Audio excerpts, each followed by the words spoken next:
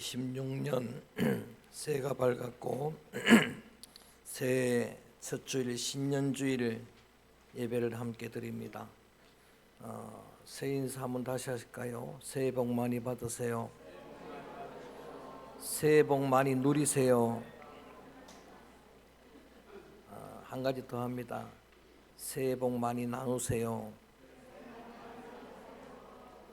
해피 뉴 이어, 헬시 뉴 이어, 행복하고 건강한 한 해가 되기를 주의 이름으로 축복합니다.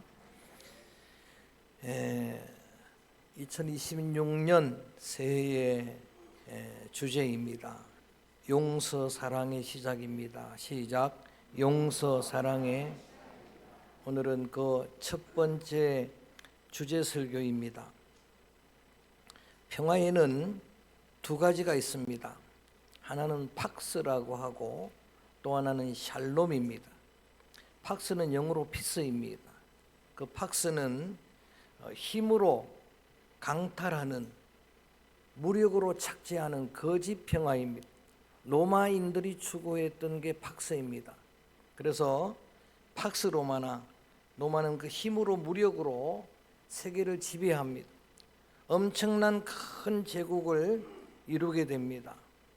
롬 was not built in a day. 하루아침에 이루어진 게 아니고 그 제국을 이루는데 많은 시간이 걸렸습니다만 제국 역사로 이어지는 아수르, 그리고 바벨론, 페르시아, 헬라 제국의 마지막 제국이 로마 제국인데 그 팍스 로마나는 스스로 몰락의 길을 걸어갑니다. 반면에 성경이 가르치는 참된 평강이 샬롬입니다.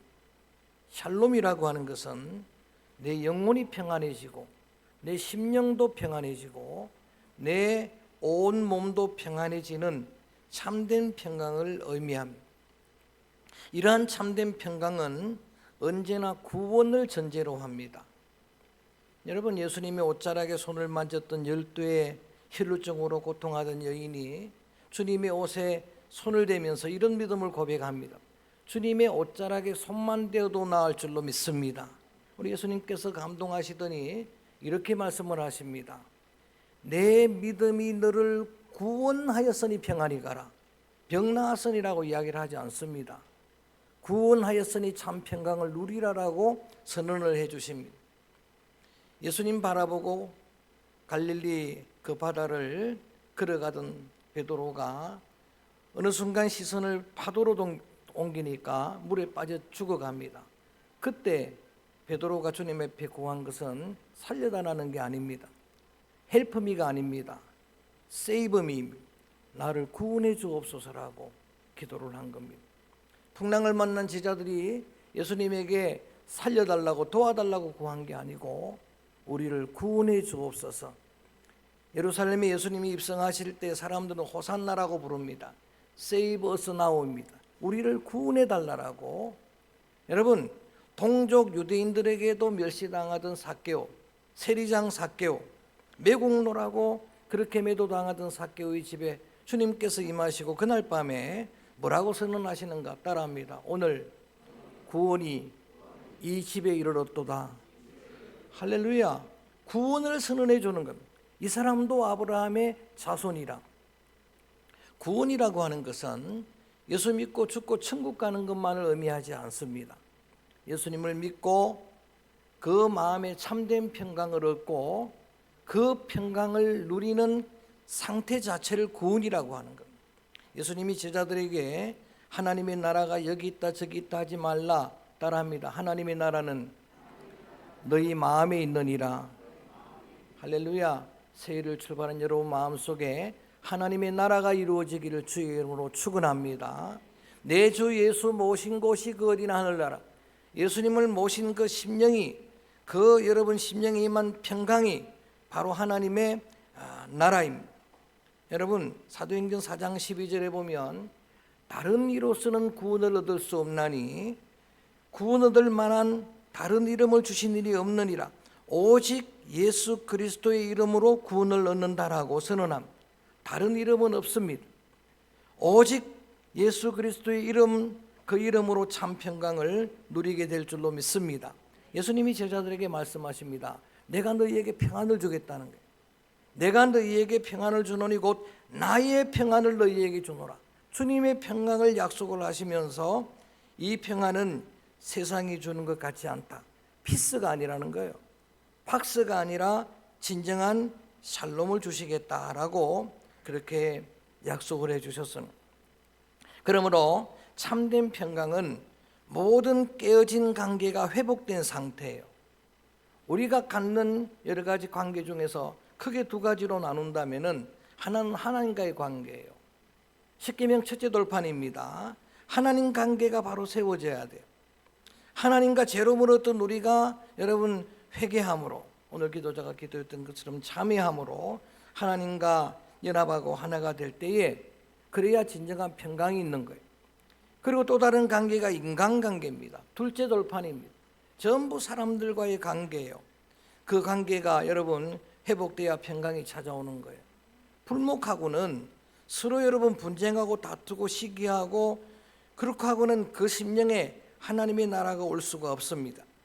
고린도후서 5장 18절에서 바울은 우리 성도들이 갖는 직분 하나를 이렇게 소개합니다.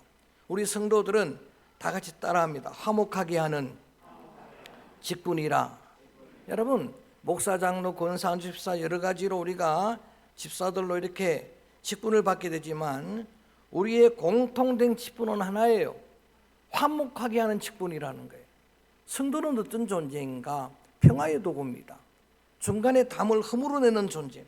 이유불문하고 담을 쌓고 서로 불목하게 하고 트러블메이커가 되고 그러면 진정한 하나님의 자녀라고 할 수가 없는 겁니다. 산상수훈에서 예수님께서 이런 의미 있는 말씀을 하십니다. 너희가 예물을 제단 앞에 드리려고 하다가 형제에게 원망 들을 만한 일이 생각나거든 예물을 제단 앞에 두고 먼저 가서 형제와 사화하고 그리고 다시 와서 예물을 드리라. 여러분 예수님은 예배보다 예물보다도 화목이 우선순위라고 말씀을 하시는 거예요. 20년 만에 요셉이 자신을 인신매매한 형들을 만납니다. 형들을 만나서 여러분 원수를 만났으니까 형들이 두려웠답니다. 늘 제가 강조하는 내용의 이야기입니다만 창세기 45장의 이야기예요. 그 형들 앞에서 요셉이 뭐라고 이야기를 합니다. 형님들 나를 팔았다고 두려워하지 마세요. 근심하지 마세요. 형님들이 판 줄 알았는데 형님들이 판 게 아니라 지금 생각해 보니까 이 때를 위해서 형님들보다 하나님이 나를 먼저 보낸 것입니다. 이 때를 위해서 우리 민족을 구원하시려고 전 애굽을 구원하시려고 하나님이 나를 먼저 보낸 것입니다. 자신이 받은 기막힌 상처를 하나님의 절묘한 섭리로 해석을 해서 형들을 용서한 원수를 용서한 사람이 요셉입니다. 오늘 주제 설교는 구약의 금년 주제 말씀이에요.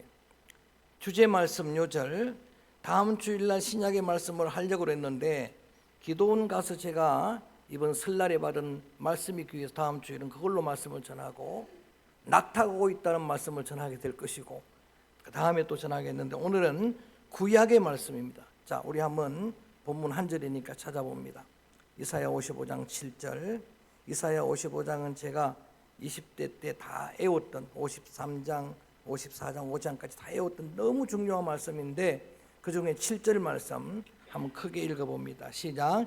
악인은 그의 길을 그의 생각을 버리고 여호와께로 돌아오라. 그리하면 그가 긍휼히 여기시리라. 크게 우리 하나님께로 돌아오라. 그가 너그럽게 용서하시리라. 아멘.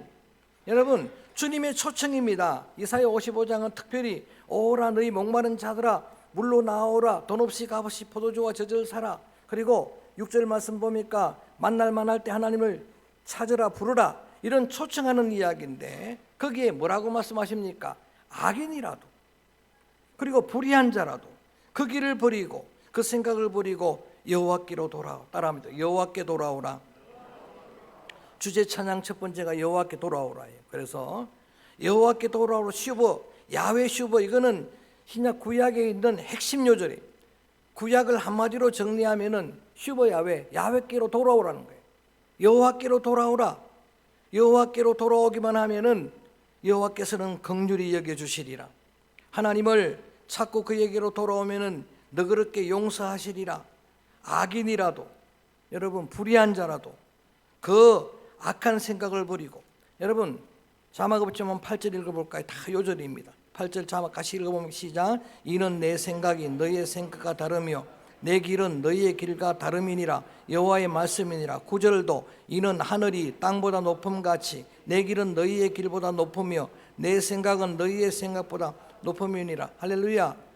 내 생각보다 높은 하나님의 뜻 앞에서, 하나님의 길 앞에서 내 걸 내려놓고, 그리고 온전히 돌아오기만 하면은 그가 긍휼히 여기시리라.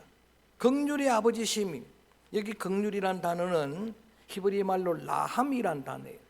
라함이란 단어가 긍휼이에요. 그 라함의 직역하는 뜻은 뭔가 하면은 어미 모태예요. 모태. 어미가 모태에서 그 태아를 10달 동안 이렇게 품어주는 것처럼 악인이라도, 그리고 불의한 자라도 그 생각 그 길을 버리고 돌아오면은 주님은 품어주실 것입니다. 그리고 하나님께로 돌아오면은 너그럽게 용서하시리라. 용서는 하나님이 먼저 해주시는 거예요. 여러분, 우리가 누구를 용서하려고 하면은, 먼저 또 용서를 받으려고 하면 하나님의 이 풍성한 용서를 경험해야 돼요. 주님 앞에 돌아와야 되고, 주님 앞에 죄를 자백해야 되고, 그렇게 될 때에 여러분 진정한 용서의 평화의 도구로 하나님 앞에 쓰임받게 될 줄로 믿습니다. 하나님 앞에 우리가 죄를 자백하는 것처럼 우리는 사람 앞에도 잘못한 일이 있으면은 자백을 해야 돼. 인정을 해야 되는 거예요. 그리고 용서를 구해야 되는 거예요. 이 땅에 여러분 문제가 뭐라고 생각합니까? 지금 이 세상에, 이 땅의 문제가 뭐라고 생각합니까? 어느 누구도 잘못을 인정하지를 않아요. 100일 나에 그 많은 게이트들 여러분 다 드러났는데도 불구하고 인정하는 자, 책임지려는 사람이 없다는 겁니다. 반면에 내게 잘못한 한 사람이 여러분 뉘우치고 용서를 구할 때는 나를 용서하신 그 주님처럼 용서할 수 있어야 합니다. 그렇게 되기를 주의 이름으로 축원합니다. 예수님은 형제가 잘못할 때 70번씩 7번이라도 용서하라. 이거 무한대의 용서를 의미하는 겁니다. 여러분, 오늘 제목을 우리가 주제의 말씀을 그대로 다시 한번 합니다. 용서 사랑의 시작입니다. 시작. 자, 용서는 그냥 용서합니다로 끝나서는 안 된다는 이야기. 가장 적극적인 용서가 사랑이라는 게 정말 어려운 이야기죠. 용서합니다 그걸로 끝나는데 사랑하지 못하면 진정한 용서가 아니라는 거예요. 그 사람을 여러분 정말 용서해주고 또 그 사람이 사랑을 받게 되면은 이제 오늘 교동문으로 읽었던 것처럼 누구든지 그리스도 안에서 새로운 피조물로 그가 변하게 되는 거예요. 이제 더 이상 누구에게 상처를 주고 아픔을 주는 사람이 아니게 되는 것이고, 또 그 사람이 누군가를, 또 자신에게 잘못한 상처를 준 사람을 용서할 수 있는 사람으로 변화받게 되는 겁니다. 에베소 4장 5절 말씀에서 사도 바울은 이렇게 권면합니다. 한번 따라합니다. 평안에 매는 줄로, 다시 한번 평안에 매는 줄로, 좀 더 크게 성령이 하나 되게 하신 것을 좀 더 크게 힘써 지키라. 자, 이유불문하고 성령은 하나 되게 하는 영입니다. 믿습니까? 성령이 충만하면 연합하는 거예요. 성령이 충만하면 화목하는 거예요. 성령은 하나 되게 하신 분이고, 여러분 빌립보 서신을 쓸 때도 바울은 그렇게 이야기해요. 너 하나님이 성령이 하나 되게 한 걸 너희 교인들이 지켜야 된다. 그걸 힘써 지켜. 다른 건 잘하는데 빌립보 교회가 분열했거든요. 그거를 강조하는데 특별히 그냥 지켜지는 게 아니고 크게 할까요? 힘써 지키라. 그래야 지켜지는 게 평화라는 거예요. 그래야 지켜지는 게 평화라고 하는 그런 이야기입니다. 여러분, 힘써 지키라는 이 단어가 헬라말로 스푸다조예요. 헬라말 공부 합시다. 스푸다조.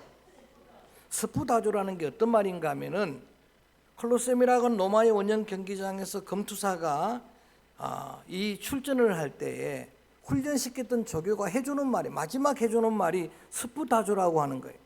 스푸다조라고 마지막 이야기 해주는 게 어떤 의미인가 하면은, 너가 최선을 다하지 않으면 죽는다는 거예요. 죽지 않기 위해서 최선을 다하라는 그런 이야기. 최선을 다해야 지켜지는 게 평화예요. 우리 인간관계는 유리그릇 같아요. 정말 쉽게 깨어집니다. 여러분, 한순간도 방심할 수가 없어요. 수십 년 부부로 살아가던 그러한 가정에도 말 한마디 잘못하는 바람에, 한 가지 행동 잘못하는 바람에 깨어지는 경우를 우리는 너무나 많이 보게 되는 겁니다. 관계를 맺어가고 그 관계를 여러분 자라가게 하고 쌓아가는 데는 수십 년이 걸리는, 23년이 걸리고 수십 년이 걸리고, 그런데 여러분 깨어지는 건 한순간이에요. 말 한마디입니다. 그것 때문에 깨어지는 거예요. 그래서 여러분 정말 인내가 필요한 겁니다. 그 한순간의 인내가 여러분 평화를 지켜나가는 거예요.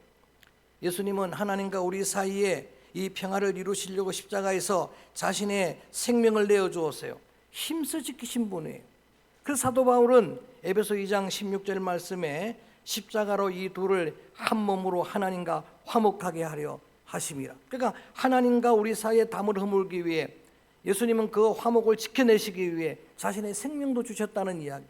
그리고 사람들 간에 깨어진 관계를 그 십자가로 여러분 온전히 연합하여 하나가 되게 하셨다라는 거예요. 그래서 뭐라고 말합니까? 전에 멀리 있던 너희가 이제는 그리스도 안에서 가까워졌느니라. 유대인과 여러분 이방인들이 원수가 되었었는데 십자가 지시고 난 다음에는 그들이 한 교회를 이루고 그들이 여러분 하나가 되게 하고, 이게 바로 십자가의 능력입니다. 그러므로 주님의 십자가는 여러분 불목을 그 담들을 허무는 능력임을 믿고 그 주님의 십자가 의지하고 여러분 이 한 해 동안 기도할 때에 이 화목의 능력이 우리 온 성도들 마음에 하나님이 풍성히 부어주실 줄로 믿습니다. 우리 한 해 동안 우리가 감당해야 될 직분은 바로 이 화목의 직분. 이거를 지킨 가정에서도 마찬가지고 교회 공동체도 마찬가지고 이 분열로 치닫는 이 나라 여러분 대한민국 이 민족도 마찬가지입니다. 어떻든 이 화목을 지켜내는 그런 직분들을 잘 감당하기 원하는 겁니다. 그 십자가의 능력으로 용서도 하게 되고 용서도 받게 되는 그런 귀한 은혜의 한 해가 되어지기를 축원합니다. 용서 사랑의 시작입니다. 시작. 저는 오늘 이렇게 첫 신년 예배를 드리면서 이 찬양을 선택했습니다. 또 하나의 열매를 바라시며, 이 찬양은 나를 심으시는 분은 주님이라는 거예요. 내가 이 땅에 그냥 온 것 같지만 주님이 보내주신 거예요. 내가 지금 이 공동체 안에 그냥 있는 것 같지만 주님이 나를 심어주신 거예요. 가정도 이 나라도 마찬가지예요. 내 의지로 된 게 아니면 태어나고 보니까 그 집인 거예요. 여러분 태어나고 보니까 조국 대한민국, 여기에 왜 하나님이 나를 심으셨을까? 이 찬양의 고백은 하나님은 목적이 하나가 있다는 겁니다. 또 하나의 열매를 바라시고 나를 심었다는 거예요. 주님이 원하시는 건 열매인데, 나무에 갇히는 열매인데, 여러분 한 해 주님이 맺기를 원하는 그 열매가 바로 사랑의 열매, 용서의 열매라고 하는 그러한 사실입니다. 결단한 마음으로 이 찬양을 부릅니다. 또 하나의 열매를 바라시며, 감사해요 깨닫지 못했었는데 내가 얼마나 소중한 존재라는 걸 나를 심으신 분은 주님. 주님이 나를 이 땅에 심으실 때는 이런 열매를 기대하십니다. 그렇게 그 사랑을 실천하기를 원합니다. 주님의 도움을 기도하는 마음으로 또 고백하는 마음으로 감사해요 깨닫지 못했었는데 찬양합니다.